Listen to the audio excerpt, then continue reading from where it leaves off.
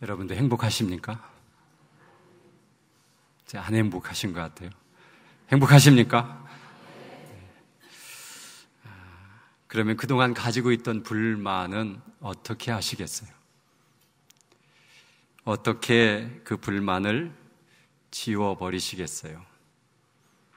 지금 살아있음으로 행복한데 무슨 불만이 더 필요해요? 왼수 같은 남편, 대책 없는 자식. 여러분, 그 불만보다 내가 살아있음에 감사하시기를 간절히 바랍니다. 집에 가서 감사하다고 표현 한번 해보시지 않으시겠습니까? 내 곁에 있어 주어 또 얼마나 감사합니다. 몸이 아프시면 지금까지 살아주셔서 너무 감사합니다. 자, 이런 표현을 하게 되면 이런 표현을 받는 사람들이 어떤 기분일까요? 감사하면 정말 행복해집니다. 그리고 감사하면 관계가 회복됩니다. 왜냐하면 불편한 사람에게 자꾸 감사하다 표현하니까 그의 불편한 마음들이 사라집니다. 또 감사하면 이 불만이 없어집니다. 나도 모르게 감사를 자꾸 하다 보면 불만이 하나하나 없어져 가는 것을 느끼실 것입니다. 또 감사하면 고마워집니다. 고맙습니다라고 자꾸 얘기하고 감사합니다 얘기하면서 그 사람이 참 고맙다라는 생각이 들게 됩니다. 또 놀라운 것은 감사하면 감사한 대로 되어집니다. 그래서 감사는 감사를 낳습니다. 감사하면 문제의 다른 문이 열립니다. 도대체 해결되지 않는 문제가 있습니다. 그래서 너무 불편하고 힘이 들지만 그 문제 주신 것도 감사합니다라고 감사로 접근하면 그 문제의 문이 열리는 것을 우리가 발견하게 됩니다. 감사하면 사소한 감사가 큰 감사로 바뀝니다. 그리고 감사하면 감사가 더 풍성해지는 것을 우리는 느끼게 됩니다. 그래서 감사는 행복의 필수 요소입니다. 감사는 행복의 열쇠입니다. 감사는 삶을 부드럽게 해주는 아주 중요한 단어입니다. 타고르 시인은 감사의 분량이 곧 행복의 분량입니다 라고 말했고, 행복은 소유보다 감사에 정비례한다라고 말하고 있습니다. 행복은 없는 것에 관심을 두는 것이 아니라 있는 것에 자족하며 사는 삶을 행복한 삶이다 라고 말하고 있습니다. 자동차의 왕이라고 하면 미국의 헨리 포드라고 하는 사람입니다. 어느 날 이 헨리 포드에게 편지가 왔는데 시골 여학교 선생님의 편지였습니다. 학교에 피아노가 필요한데 피아노가 없어서 아이들에게 음악을 가르치기가 많이 불편합니다. $1,000 기부해 주시면 피아노를 사서 아이들에게 좋은 음악을 가르치고 싶습니다 라는 간절한 편지를 보내왔습니다. 헨리 포드는 그것에 대해서 무관심했습니다. 그래도 편지를 보내준 것이 감사해서 돈을 보냈는데 10센트를 보냈습니다. 10센트는 정말 작은 돈입니다. 지금 환율로 계산하면 한 2,000원이나 되나요? 정말 말도 안 되는 돈을 보냈습니다. 그런데 그 여교사는 실망하지 않았습니다. 이것도 우리에게 보내준 귀한 것인데 이것을 가지고 의미 있는 일을 무엇을 하면 좋을까 고민하다가 그것을 생각을 해냈습니다. 그것은 땅콩 종자를 사가지고 자기들의 학교의 텃밭에다가 땅콩을 심기 시작했습니다. 그래서 학생들과 함께 열심히 그 땅콩을 길렀습니다. 그리고 그 땅콩을 수확해서 박스에 땅콩을 담고 그리고 이 땅콩을 기르게 해준 그 헨리 폰드에게 감사의 편지와 함께 땅콩 한 박스를 보내드렸습니다. 헨리 포더가 그 감사의 편지와 땅콩을 받고 크게 감동했습니다. 그래서 $1,000면 피아노를 살 수 있다라고 했는데 그거의 10배인 1만 달란트를 기부했습니다. 여러분, 감사는 더 큰 감사를 불러옵니다. 우리가 감사하지 못하면 자꾸 불만이 내 마음속에서 더 크게 불만은 커져 갑니다. 이 불만을 잠재우는 것은 감사 외에는 없습니다. 미움도 자꾸 묵상하면 더 미워지고 더 큰 위험을 낳습니다. 그러나 그에게 감사하고 또 그에게 감사한 조건을 찾아서 말을 하면 이 모든 미움이 사라지는 것을 볼 수가 있습니다. 성경에도 감사를 상당히 중요하게 여깁니다. 그래서 시편에 보면 이 감사의 이야기가 많이 나옵니다. 특히 다윗은 하나님께 감사하는 일을 얼마나 잘하는지 모릅니다. 그 감사로 인해서 다윗은 아주 큰 변화를 받습니다. 시편 50편 23절에 감사로 제사를 드리는 자가 나를 영화롭게 하나니 그의 행위를 옳게 하는 자에게 내가 하나님의 구원을 보이리라. 감사로 제사를 드리는 자가 나를 영화롭게 한다라고 말씀하고 있습니다. 여러분, 예배의 본질은 감사가 밑에 깔려야 됩니다. 감사로 예배를 드리는 것입니다. 감사한 것이 아무것도 없다면 그 예배는 가식입니다. 여러분, 부모님에게 효도하는 것도 감사가 전제되지 않으면 그것도 가식입니다. 그저 선물이나 많이 사주면 좋아할 거야. 그래서 감사하지도 않은데 선물을 주는 것은 그것은 가식에 불과하지 그 감사한 마음이 전달되지 않습니다. 그렇기 때문에 우리가 예배를 할 때에 왜 감사한지를 우리가 찾아서 그 감사의 조건을 이야기하면서 하나님 앞에 감사를 드릴 때 그 예배가 받아진다는 것을 말씀하고 있는 것입니다. 그런데 현대 교인들에게 문제는 이런 예배를 통해서 하나님 앞에 예배를 드리면서 무엇이 감사한지조차 모르고 그냥 감사 예배를 드린다는 사실입니다. 그래서 우리는 감사의 대상이신 하나님 앞에 내가 왜 감사해야 하는지를 알고 느끼고 또 그것이 무엇인가를 찾아서 하나님 앞에 간절히 감사드릴 때 하나님이 기뻐하실 줄로 믿습니다. 사람과 사람 관계성 속에서도 정말 감사합니다 랄 때 그 사람은 너무 기쁨이 있습니다. 그래서 또 도와주고 싶은 마음이 생깁니다. 왜냐하면 감사할 줄 아는 사람이기 때문에 그렇습니다. 여러분, 우리는 감사의 대상이 두 곳이 있는데 하나는 하나님이고 하나는 사람들입니다. 먼저 우리가 하나님 앞에 감사를 드릴 때에 하나님은 우리에게 축복하시고 또 우리가 사람과 사람이 서로 감사를 나눌 때에 그 사이에 우리의 행복한 삶이 되는 것을 말하고 있습니다. 그래서 여러분이 하나님과 사람에게 사랑받으려면 양쪽 다 감사의 훈련을 쌓으셔야 됩니다. 그래야 우리에게 축복이 다가오고 또 행복한 삶을 살 수 있는 것이 감사였습니다. 왜 감사를 하지 못할까 우리가 생각해 보면 누가 나에게 감사한다 말을 별로 들어보지 못했기 때문에 그렇습니다. 누가 나에게 늘 감사의 표현을 하면 그것이 너무 기분이 좋아서 다른 사람에게 기분을 좋게 하기 위해서 나도 감사합니다라는 그런 언어를 사용할 텐데 내가 감사를 못 받아봤기 때문에 내가 감사할 줄 모릅니다. 여러분, 우리는 감사를 통해서 정말 행복한 가정, 행복한 공동체, 행복한 회사, 여러분이 만나는 모든 사람들에게 기쁨과 행복을 전하는 감사의 메신저가 되시기를 간절히 바랍니다. 성경에서도 이 감사를 잘하는 사람이 다윗이었습니다. 그래서 오늘 이 본문을 통해서 다윗이 어떻게 하나님께 감사하는가라는 것을 알아서 우리도 다윗을 통해서 본받기를 원합니다.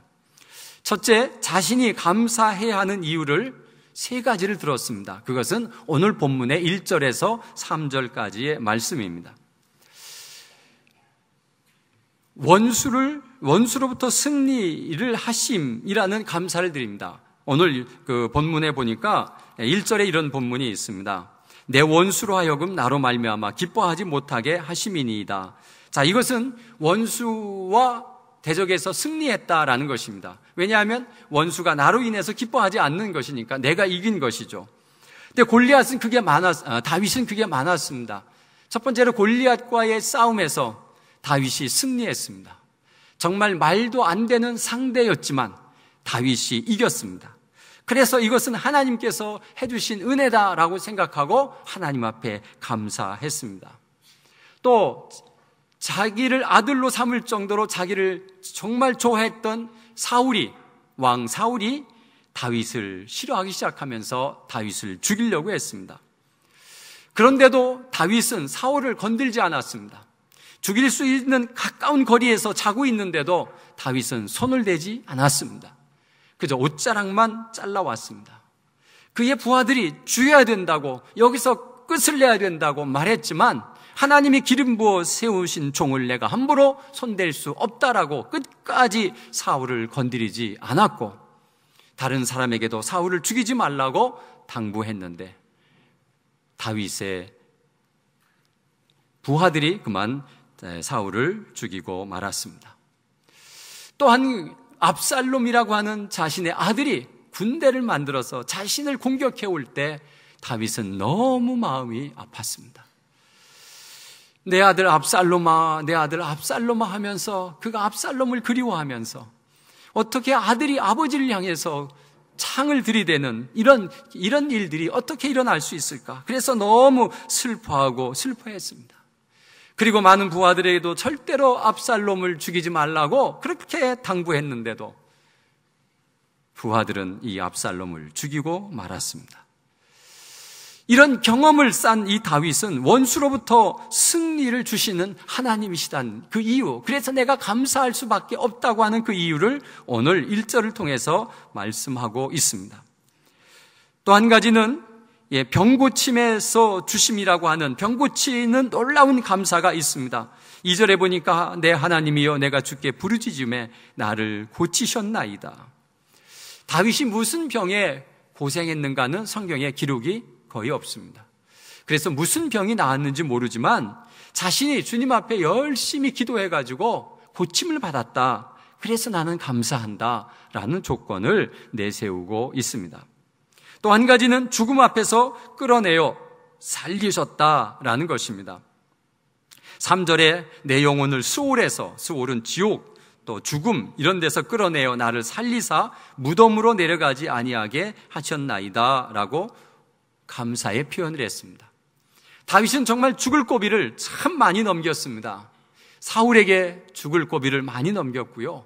사울에게 쫓겨다니면서 적진에 가서 미친 사람 행동하면서 들켜가지고 또 죽을 뻔했는데 간신히 도망 나와가지고 사는 이런 죽음을 모면한 적이 한두 번이 아닙니다. 그런데 죽음 앞에 설 때마다 하나님이 나를 끌어내어서 나를 살리셨다. 그래서 내가 감사해야 한다라고 하는 그 이유 3가지를 들었습니다. 혼자만 감사하는 것이 아니라 두 번째 보니까 4절에 성도들아 이렇게 표현하면서 여호와를 찬송하며 그의 거룩함을 기억하며 감사하자라고 표현하고 있습니다.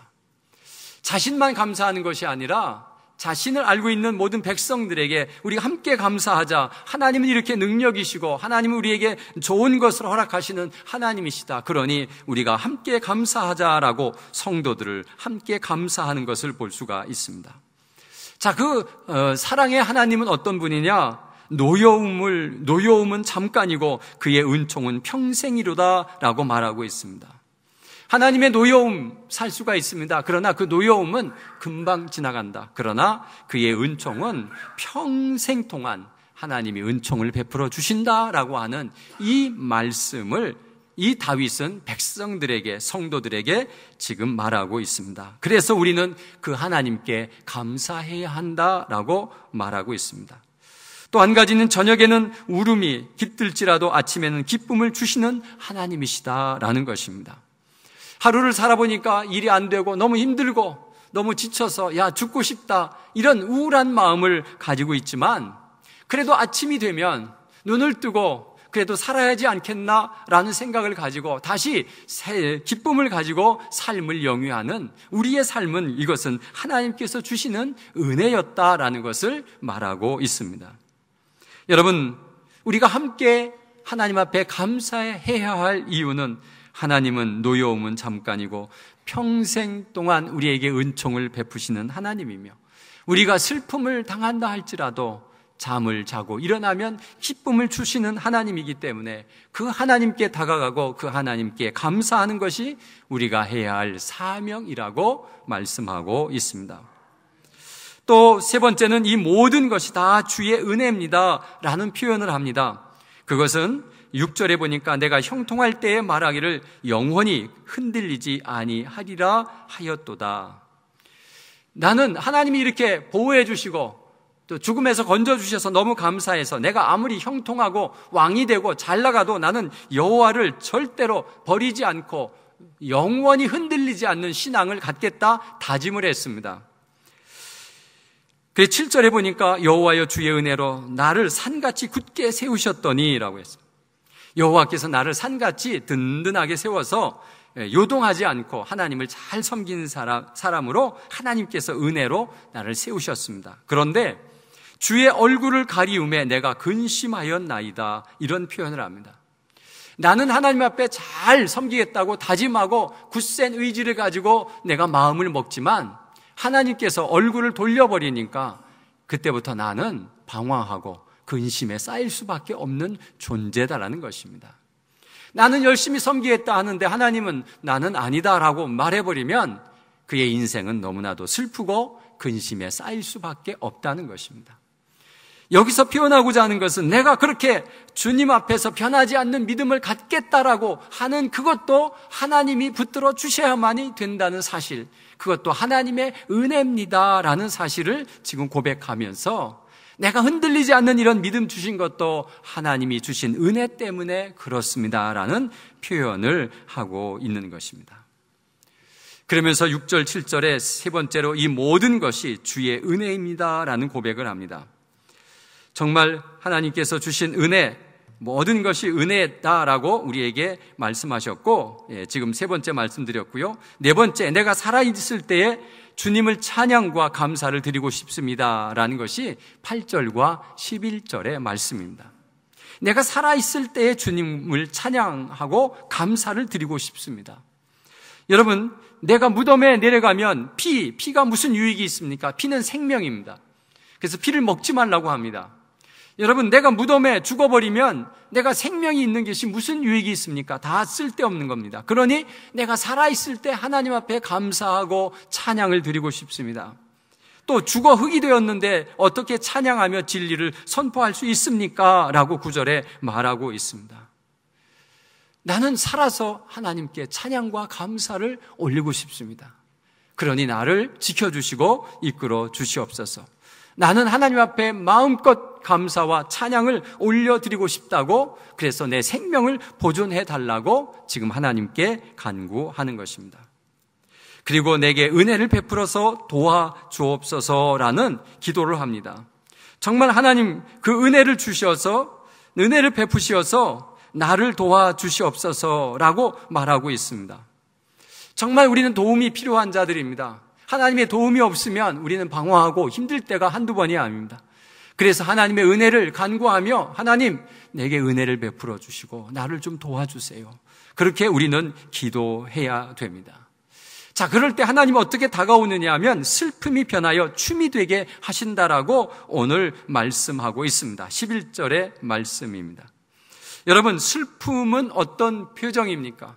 슬픔은 고개를 푹 숙이고 그리고 자기 혼자 구석에 있고 그리고 웃음도 없고 말도 없고 그저 혼자 쓸쓸히 있는 것이 슬픔입니다. 그러나 춤은 자기 혼자 뛰어다녀야 되고 또 사람들 앞에서 취해야 되고요. 부끄러워하지 않고 춤을 추는 것. 우리가 슬픔이 변해서 춤이 된다고 하는 것은 우리에게 놀라운 은혜가 입히게 되는 것입니다. 또 하나는 나의 베옷을 벗기시고 기쁨으로 띠를 띄우셨도다 이렇게 표현하고 있습니다. 실은 베옷이라고 하는 것은 죽을 때 입는 옷 아니겠어요? 근데 그것을 다 벗겨내주고 이제는 기쁨으로 띠를 띄워달라고 그렇게 간구하는 것을 볼 수가 있습니다. 여러분, 우리는 하나님 앞에 감사하며 하나님 앞에 찬양할 때 하나님께서 우리를 슬픔에서 춤이 되게 하시고 베옷을 벗기시고 기쁨으로 띠를 띄우시는 하나님이신 줄로 믿습니다. 그 믿음을 가지고 감사의 표현을 할 때에 하나님은 이렇게 이루어 주신다는 사실입니다. 그래서 예수 그리스도는 병자들에게 말할 때 내 믿음대로 될지어다. 내가 낫고자 하느냐? 예, 내가 낫고 싶습니다. 그러면 내가 내 믿음대로 될지어다. 여러분, 하나님은 이런 하나님이신 것을 믿고 의지하면서 그렇게 내 삶 속에서 관여하시고 이끌어 주시는 하나님이시라고 고백하며 감사를 올릴 때 그 감사의 조건이 그대로 이루어지는 줄로 믿습니다. 그는 마지막 아주 멋진 이야기를 합니다.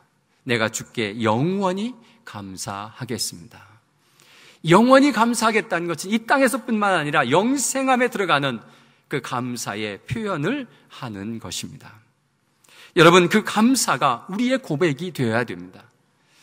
우리는 조금 좋아지면 감사하고 조금 나빠지면 불평과 불만이 가득 차고 이것은 누구 때문에 그렇다라고 그것을 다 전가시키는 이런 삶이 아니라 내가 삶이 어떠한 영향이 내게 닥쳐온다 하더라도 우리는 영원히 하나님을 감사할 수 있는 그 멋진 믿음의 고백이 우리에게 일어나야 될 줄로 믿습니다. 여러분, 우리가 이런 말씀을 보면서 우리가 해야 할 일들이 있습니다. 내가 하나님 앞에 뭐가 감사한 그 이유를 밝히셔야 됩니다. 그냥 다 감사해 이렇게 뭉뚱그려서는 안 됩니다. 내가 감사해야 할 이유가 무엇인지를 하나하나 점검하셔야 됩니다. 그리고 우리가 다음 주는 맥주 감사주일입니다. 맥주 감사주일. 우리는 보리 농사 안 지는데 웬 맥주 감사주일을 지키라고 하느냐? 예, 지금은 보리 농사 짓는 분이 많지 않습니다. 그러나 우리는 감사주일을 지키는 것은 하나님께 감사의 여건을 말하고 감사하는 감사의 절기입니다. 그 감사의 절기를 우리가 지낼 때에 그냥 감사합니다 이런 것이 아니라 정말 감사한 이유를 하나하나 들어서 하나님 앞에 감사할 때에 얼마나 기쁘시겠습니까? 감사의 표현의 방법은 기도와 찬양과 예물을 통해서 감사의 표현을 합니다. 감사의 조건을 이야기하는 것은 기도입니다. 그리고 그것이 너무 감사해서 하나님 앞에 기쁨을 올리는 것이 감사의 찬양입니다. 이제는 말로만 하는 것이 아니라 예물을 만들어서 하나님 앞에 감사의 표현을 하는 것이 아주 중요한 감사의 표현입니다. 여러분, 우리가 그 감사를 정확하게 고백하고 나타낼 때에 우리의 삶 속에서 아주 멋진 감사가 더 크고 풍성한 감사가 일어날 줄로 믿습니다. 그 감사를 더 체험하고 경험하면서 우리가 영원토록 감사하겠다라고 다짐하는 우리 모두가 되시기를 간절히 바랍니다. 기도하겠습니다. 사랑과 은혜가 충만하신 아버지 하나님, 정말 하나님의 은혜가 얼마나 크고 놀라운가를 깨닫습니다. 그런데 우리가 그것을 감사하지 않으면서 당연히 된 것처럼 또 다른 사람도 다 그렇게 된 것처럼 생각하며 감사하지 않았던 죄를 용서하여 주옵소서. 이제 감사하며 살겠습니다. 어떤 감사가 내게 일어나는가를 알고 싶습니다. 아버지 하나님, 그것이 기억나게 도와주시고 하나님 앞에 감사하며 사람들에게 감사할 때에 행복한 우리의 삶이 일어나게 도와주옵소서. 이 모든 것 하나님께서 들어응답하여 주옵소서. 예수님의 이름으로 기도하옵나이다. 아멘.